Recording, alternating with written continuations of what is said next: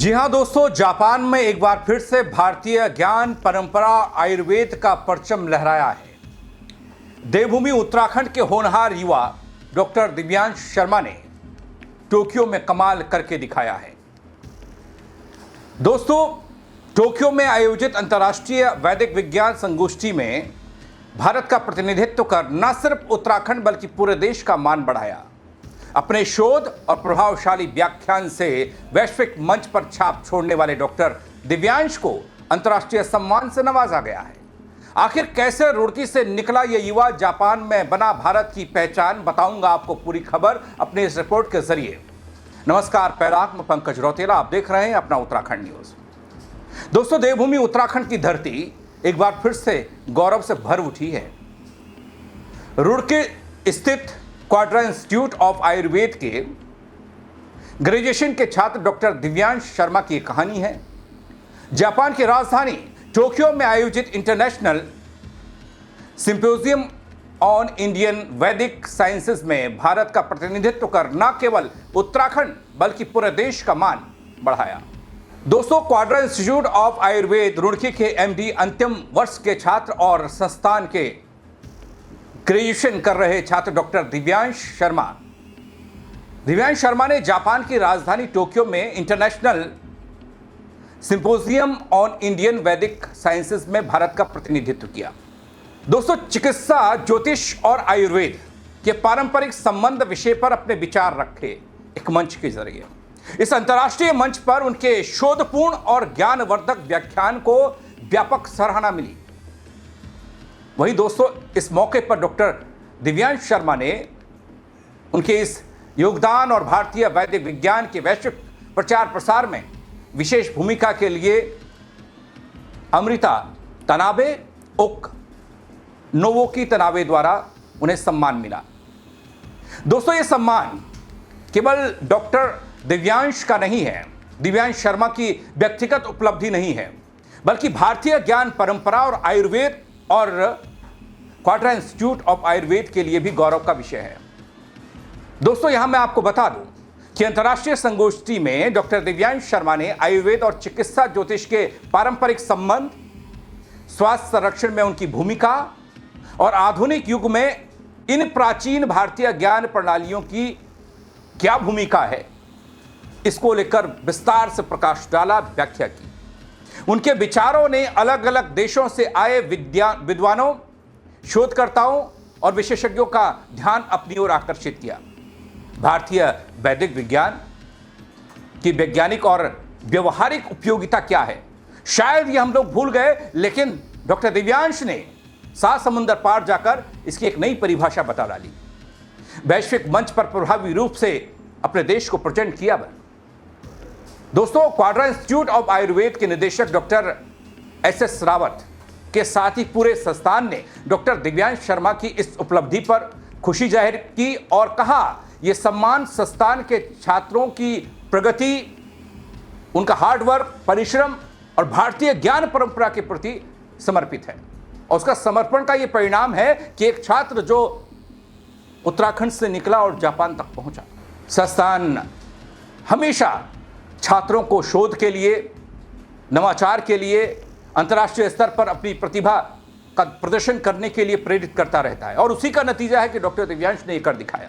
दोस्तों, आज जब पूरी दुनिया आधुनिक चिकित्सा और तकनीक की ओर तेजी से बढ़ रही है, ऐसे समय में भारतीय ज्ञान परंपरा, आयुर्वेद और वैदिक विज्ञान की बात वैश्विक मंच पर नई पहचान दिलाने का कारनामा डॉक्टर दिव्यांश शर्मा ने कर दिखाया। टोक्यो में आयोजित इस अंतर्राष्ट्रीय संगोष्ठी में उन्होंने ऐसा लेक्चर दिया, ऐसी बातें बताई कि हर कोई दंग था। चाहे वो पारस्परिक संबंध की बात हो, स्वास्थ्य संरक्षण की बात हो, उपयोगिता की बात हो, आधुनिक जीवन में कितना प्रभाव रहता है इसकी बात हो, सारे विचार एक ही मंच पर एक साथ दिखाई दिए।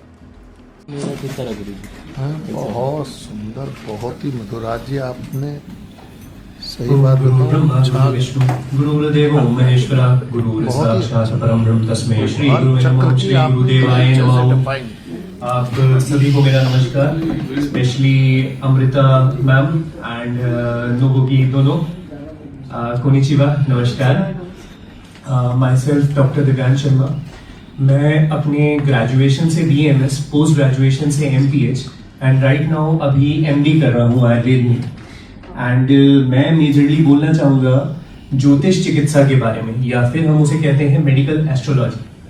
अभी यहाँ बहुत सारे लोगों ने बताया कि किस ग्रह की किस कंडीशन की वजह से क्या रोग हो सकते हैं, और हमें गड़बड़ी से क्या हो सकता है, कौन सा चक्र अगर गड़बड़ होगा तो उससे क्या दिक्कत आ सकती है। लेकिन हम उसको करेक्ट खाली एस्ट्रोलॉजी के बेसिस पे नहीं कर सकते। We require qualified doctors also for the same thing. तो इसमें हमें क्या करना है, जैसा कि डॉक्टर बंसल सर ने कहा कि हमें एक इंफ्रास्ट्रक्चर डेवलप करने की जरूरत है, जिसमें मॉडर्न क्वालिफाइड लोग वो एस्ट्रोलॉजी सीखें और उसके बाद उसका सही तरीके से प्रचार प्रसार करते हुए काम करें उसमें, with a lot of research work. Research work कैसे होगी? First and the primary thing, आपको डॉक्यूमेंटेशन करने की जरूरत है। हमारे इस कला में सबसे बड़ी कमी ये है कि लोग डॉक्यूमेंटेशन नहीं जानते। जब तक आप प्रॉपर डॉक्यूमेंटेशन नहीं करेंगे, भले ही वो एज बंसल सर सेड कि आप AI के थ्रू करें, अपने हैंड रिटन रिकॉर्ड्स के थ्रू करें, दैट इज वेरी नेसेसरी। क्यों नेसेसरी है? जब तक आप उसको रीएवैल्यूएट नहीं करेंगे, तब तक आपके पास एक प्रॉपर आउटकम नहीं आएगा कि कैसे चीजें जो है सिंक्रोनाइज होकर चली हैं। जस्ट बिकॉज हमारी जो पुराने रिकॉर्ड्स हैं, आप सब जानते हैं, Mughal invasion and so on, बहुत सारी चीजें हमारे देश में ऐसी हुई जिसकी वजह से वो रिकॉर्ड्स अब हमारे पास नहीं है। तो उसको हम कैसे रीचैनलाइज कर सकते हैं? First is documentation. सब लोग जो है, या कोई 40 साल से एक्सपीरियंस है, कोई 50 साल से प्रैक्टिस कर रहे हैं, तो ये सारा का सारा डे टू डे एक्सपीरियंस अगर हमें एक साथ एक जगह पर मिल जाए तो डेफिनेटली हम उसका आउटकम कुछ और लेके जा सकते हैं। Second thing, medical astrology. क्यों? क्योंकि हमें ये पता है कि शरीर के अंदर क्या क्या चेंजेस आ रहे हैं उन ग्रहों की वजह से। जैसे आप जानते हैं कि इस धरती के ऊपर भी ग्रह बहुत ज्यादा अपना प्रभाव डालते हैं।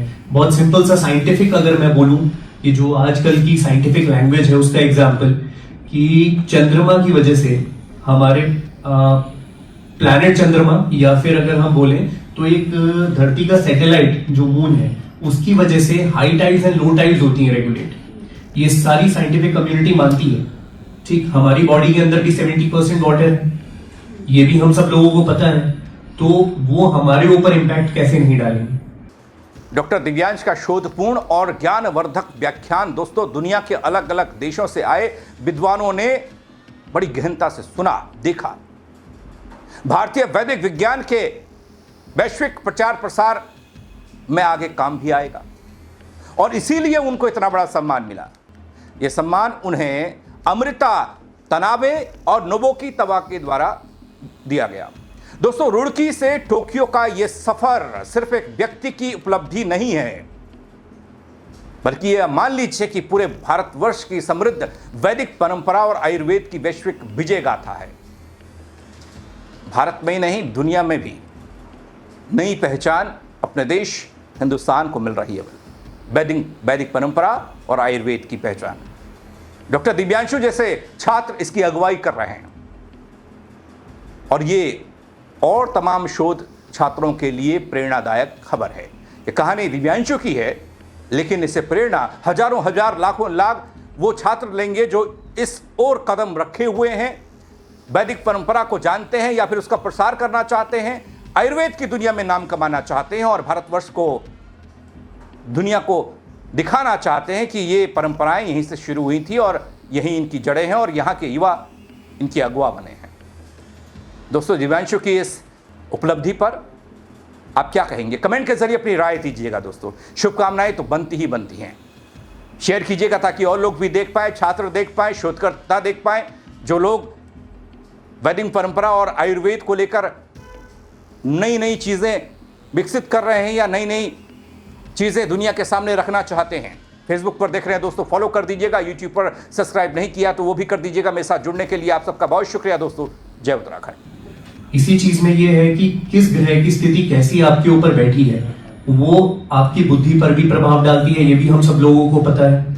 तो जब तक कि ग्रह स्थिति का आपका समाधान नहीं होगा, तब तक आपका पेशेंट जो है वो एक परफेक्ट रुग्ण या फिर परफेक्ट रोगी की कैटेगरी में नहीं आएगा।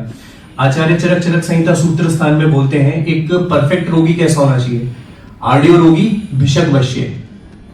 दो कैटेगरीज और हैं, लेकिन प्राइमरी दो हमारी संहिताओं में क्या है, सब चीजें इस हिसाब से बताई गई हैं जो सबसे ज्यादा इंपॉर्टेंट है उसको प्राइमरी प्रेफरेंस दिया है। जैसे वात पित्त कफ, वात जो है सारी मोटिलिटी बॉडी में चैनलाइज करता है, तो इसलिए वात को उन्होंने प्रधानतम दिया। सूत्र स्थान में वात कलाकली अध्याय है, पित्त कलाकली अध्याय नहीं है, कफ कलाकली अध्याय नहीं है। उसके नाम पर ही वात के नाम पर एक चैप्टर आया, क्यों? क्योंकि उसकी एक थोड़ी सी डोमिनेंस है। अब इसी डोमिनेंस को लेते हुए वापस अपनी बात पे आता हूं कि रोगी के गुण, तो पहला था आर्डियो, रोगी के पास में जो है धन होना चाहिए, बिना भाग्य के धन नहीं, तो मतलब कि आप प्रॉपर रूप से चिकित्सा नहीं कर पाएंगे, जो उसके लिए नेसेसरी मेडिकेशन है आप प्रोवाइड नहीं कर पाएंगे। जैसे आपके पेशेंट को चाहिए कोई एक स्पेसिफिक इंजेक्शन, फॉर एग्जांपल हम कोविड की बात मान लेते हैं, रिफैम्पिसिन नाम का एक इंजेक्शन है, बहुत ज्यादा प्रचार में आया, उसके लिए शॉर्टेज हुई तो लोगों ने उसको रीस्टॉक करना स्टार्ट करा। वो एक अलग एस्पेक्ट हो गया कि उसको रीस्टॉक करने की जरूरत थी या नहीं थी, बट उस टाइम पे जो आर्डियो थे जिनके पास धन था वही अपने लिए जो है इलाज अफोर्ड कर पाए। फिर दूसरा आ जाता है भिषक वश्य, जो बहुत जरूरी है, भिषक के वश में होना चाहिए रोगी।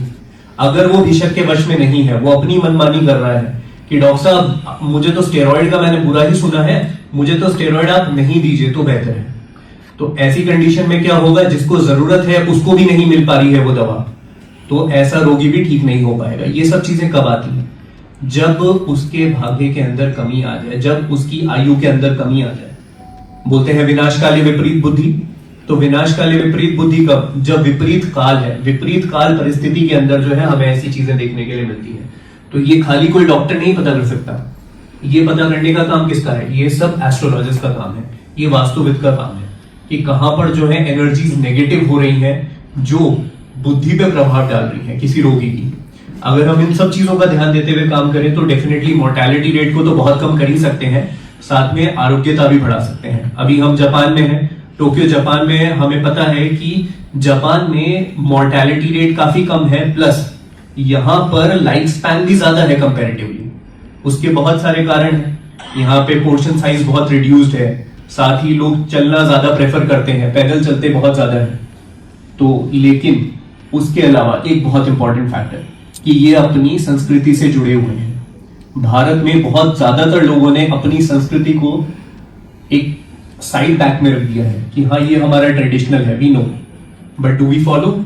नहीं, ज्यादातर लोगों की बात कर रहा हूं। सो हमें उनको एक मोटिवेट करने का काम भी करना पड़ेगा। इट्स ऑन टू अस कि हम उनको कैसे मोटिवेट करते हैं, क्योंकि खाली एस्ट्रोलॉजर ही अगर तिलक लगाएंगे और क्या कहते हैं अपना वैदिक ज्ञान की बात करेंगे तो अच्छी बात नहीं है। संस्कृति तो हम सभी की है, तो डेफिनेटली ये सबके साथ होनी चाहिए, सबके साथ चलनी चाहिए। हर एक Hindustani irrespective of race and irrespective of caste, उसको हमारी संस्कृति को, हमारे सनातन को फॉलो करना चाहिए। आप सभी का धन्यवाद।